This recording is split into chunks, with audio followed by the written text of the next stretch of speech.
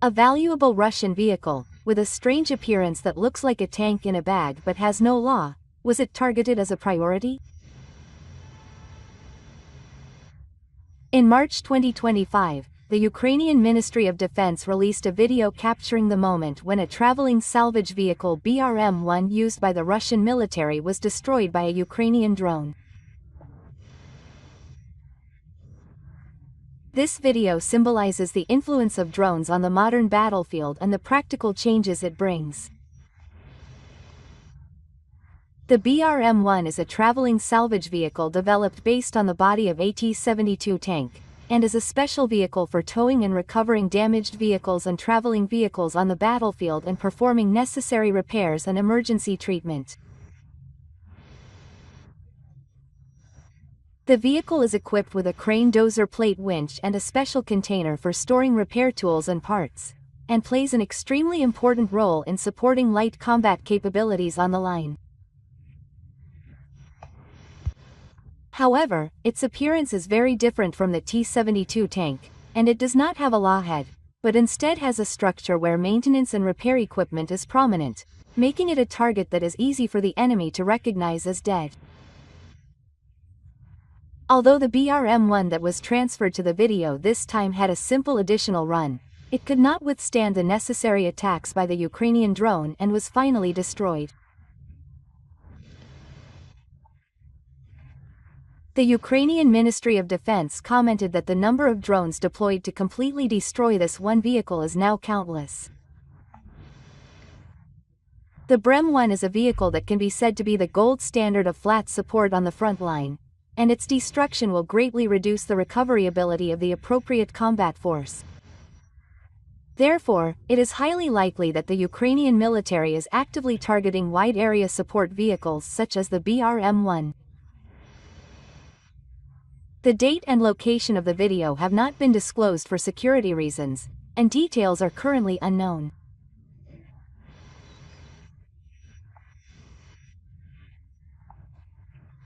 According to a survey by the private information and intelligence analysis site Oryx, the number of BRM-1s that have been confirmed to have been created and lost since 2022, when Russia began its full-scale advance into Ukraine, is as high as 92.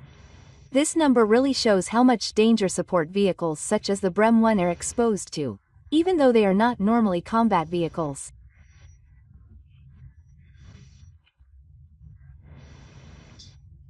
In the modern battlefield, where drones are rolling around the sky and constantly watching and attacking, even wide-area support missions that were previously considered relatively safe have become extremely high risk. This BRM-1 is not just a single vehicle, but also a carving of the recent changes in modern lines. In traditional warfare, weapons with offensive power such as tanks and fighter planes were the main players, but now it is support infrastructure such as information, supplies and repairs that determines the outcome of the war. With the advent of drones, it has become common to accurately grasp the enemy's supply lines and maintenance systems and destroy them with pinpoint accuracy. As a result, the value of wide-area support vehicles such as the BRM-1 has increased more than ever, and at the same time, their vulnerability has been exposed. War is no longer just about tanks fighting each other. We are entering an era where small drones flying in the sky will change elections. What Europe needs to do quickly now that the big wave of Trump's politics is coming. This article is the latest in a brilliant essay by French economist Tomoki Tomoaki, author of the global bestseller Capital in the 21st Century.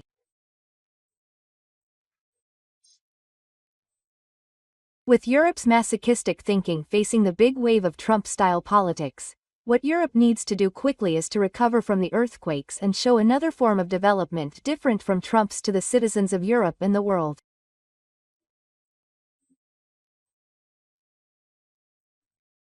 To do this, we must first get out of the self-deprecating mindset that is almost always present in political business talks about the European continent. There is a deep belief among state leaders that Europe has been able to continue living the life of King Wen and must now cut back on its living standards. The latest version of this argument is that Europe must cut social welfare spending and increase military spending, which should be a top priority, in order to keep up with the military spending race between Trump and Putin. This view is completely wrong. When it comes to the economy, Europe has enough room to achieve multiple goals at the same time without cutting back so much on its living standards. But the goals it sets must be truly useful. The EU's balance of payments in particular has been in stable surplus for many years. This is in contrast to the United States, which has a large deficit. In other words, it is a country that has consumed more than it produced. The reason is the opposite, that it has accumulated savings against the rest of the world, especially against other countries. For the past 15 years, Europe's balance of payments surplus has been 2% of GDP per year, a level not seen in the last century. This is also true for Germany and the United States.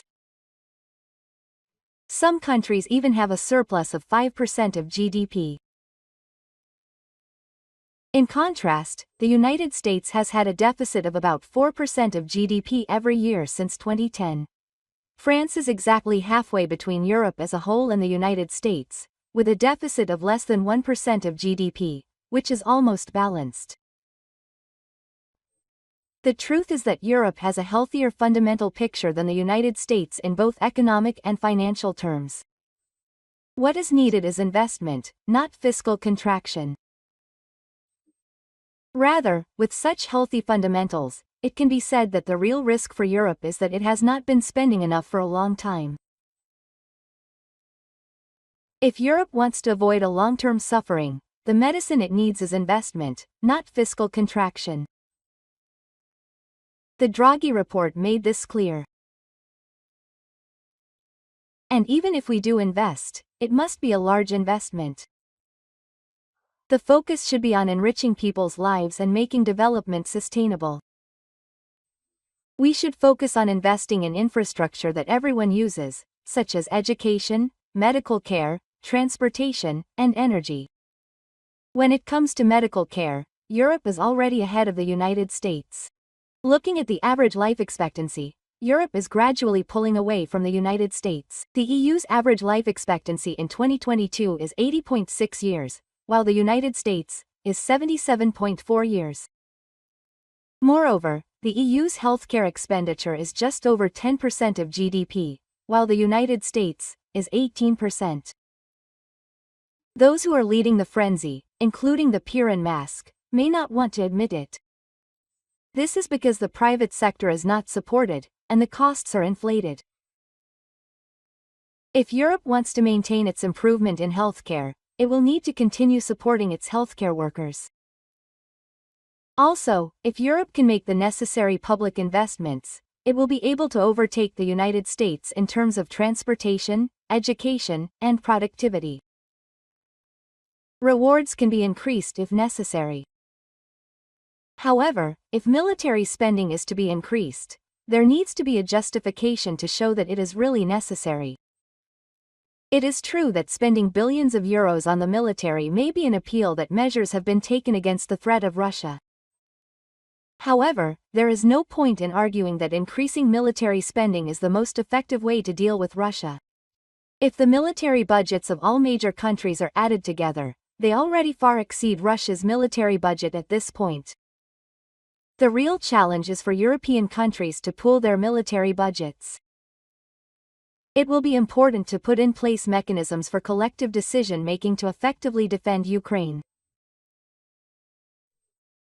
To fund Ukraine's reconstruction, Europe should not only seize 210 billion euros of Russia's public assets of 300 billion euros that are in Europe, but also confiscate Russian private assets, estimated at about 1 trillion euros. Most of them are in Europe, and only a small part is currently being seized. To achieve this, a European financial asset colony should be created, which would register who owns what on the European continent. This would also be an essential tool to fight large-scale financial crime and achieve high social and taxation. Although this is a solution to Europe's investment shortage, a fundamental question remains. Why has the public not invested more money when they have saved so much that they are effectively the world's largest economic and financial power? The standard answer to this question points to demographic trends. Defense countries with ghosts are saving more around the world in preparation for retirement. Right?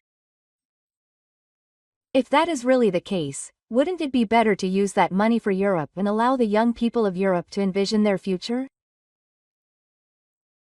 Another answer refers to nationalism. According to this, European countries are worried that the deep state is trying to use the wealth they have produced through their work. It is better to lock it away than let it be used by heaven. As trade and finance have become more globalized, anxiety about globalization has also grown in Europe.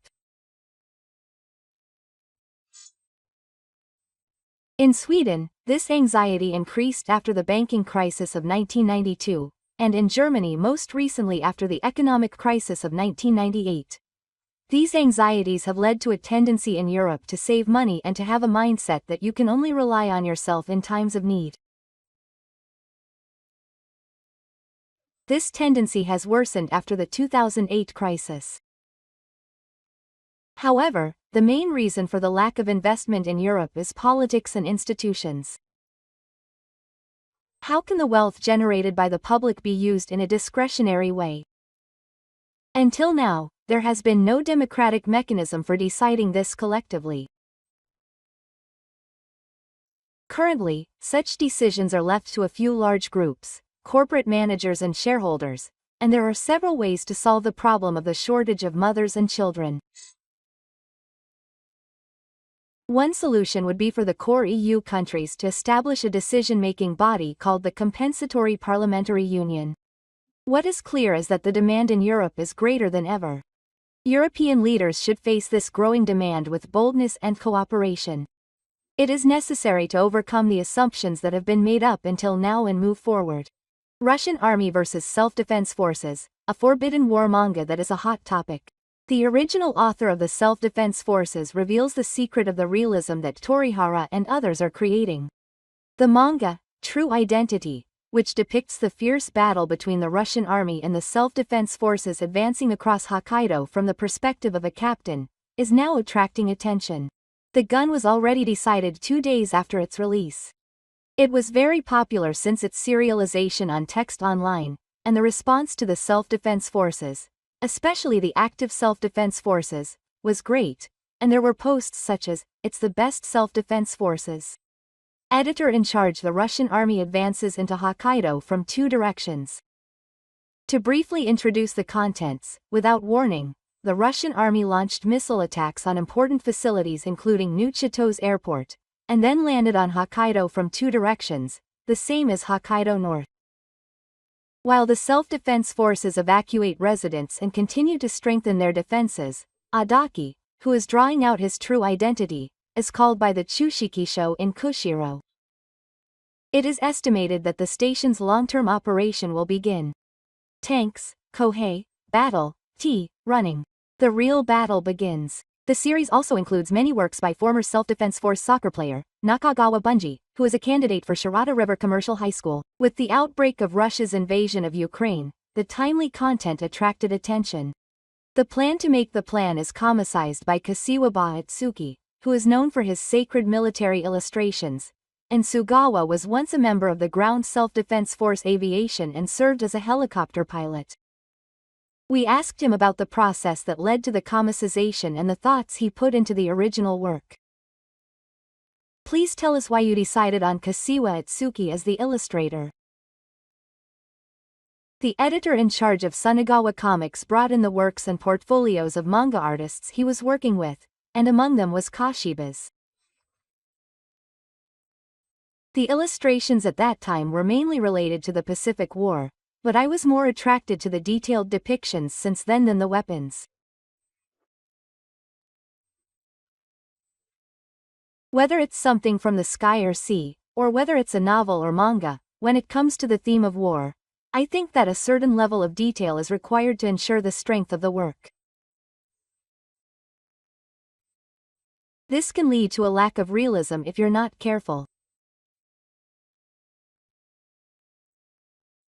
In that respect, Kashiwa's drawings are unbiased and precise in the details, and I thought that he would be able to depict the battles neutrally, so I decided to join him on this journey. Please tell us your thoughts on the drawings of the comic book version of the commercial body. Sanada knew that Kashiwa was a very geothermal artist from his portfolio, but when he actually looked at the world that was put into the pieces, the grass, runners, and mountains were drawn in 3 dimensions, and I was very surprised at how dense it was. I heard that you were provided with materials such as equipment and human locations for the illustrations. Please tell us about the difficulties and fun parts. I think the sand was probably a Comica signal. I think my difficulties are nothing compared to Kashiwa-san, who was in charge of the illustrations. If I had to raise my hand, I would say that it was a few years ago that I was the boss of the real thing, and I was a little troubled that I had completely lost all the threads and materials from that time.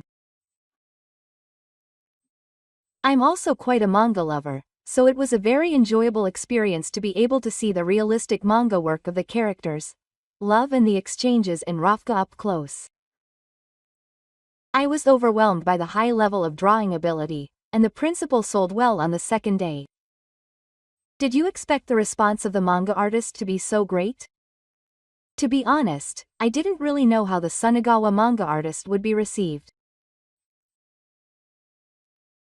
However, although it overlaps somewhat with the previous answer, I think that Kashiwa-san's detailed work and the high level of drawing ability of the students caught the eye of many people, and in fact, I had heard from the manga editor that they had received a reasonable preview at the beginning of the festival.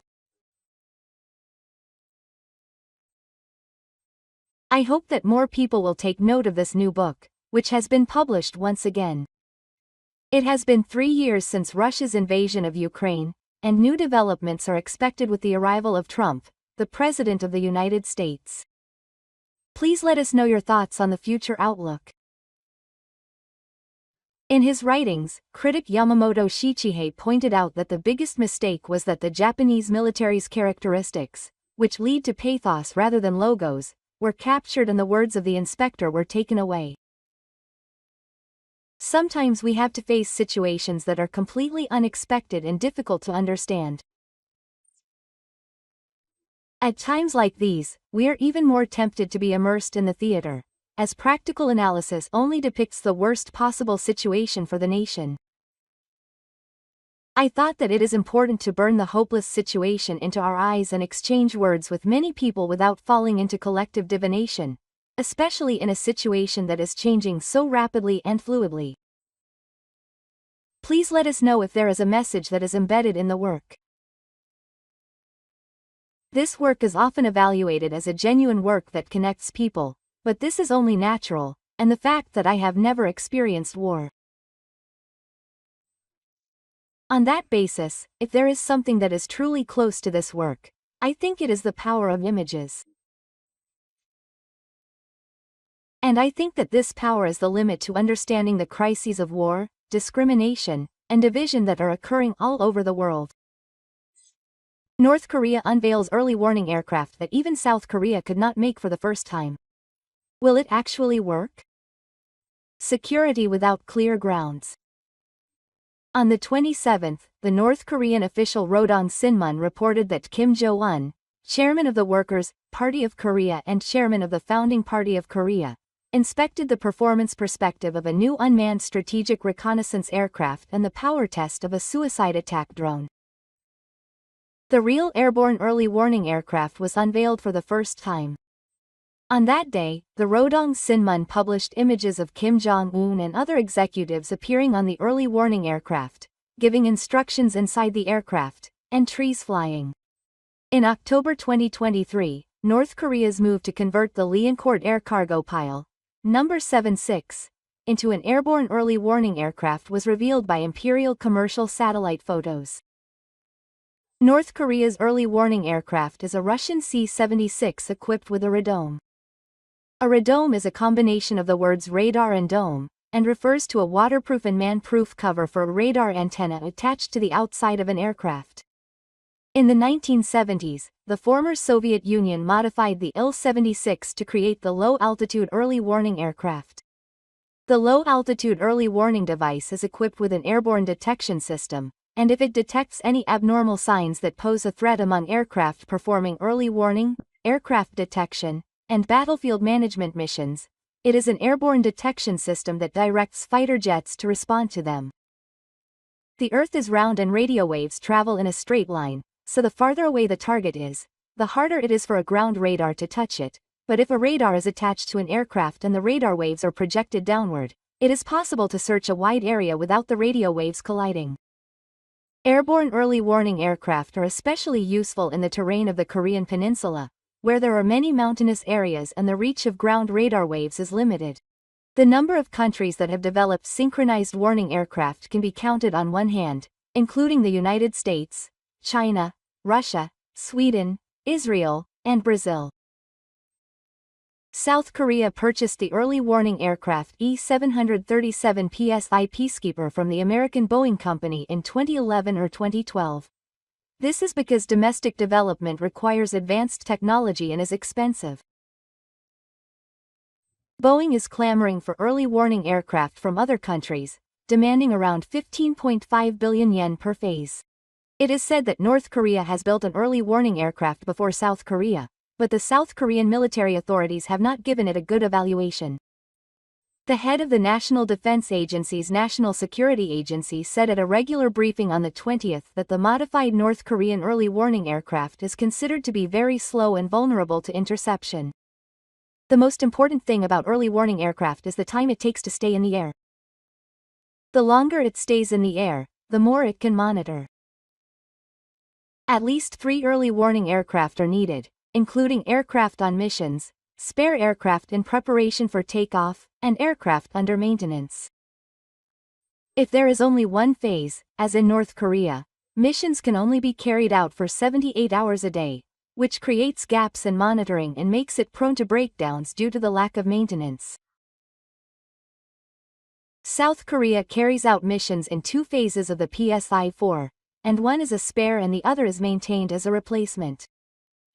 The time it takes for the E-1 phase to stay in the air is about 8 hours, and if the 2 phases fly in shifts, 16 hours of aerial monitoring is possible per day. The Defense Acquisition Program Administration, DAPA, has approved a second phase of aviation procurement plan to introduce the 4th batch of early warning aircraft by 2031 at a cost of 3.9 trillion won in May 2023.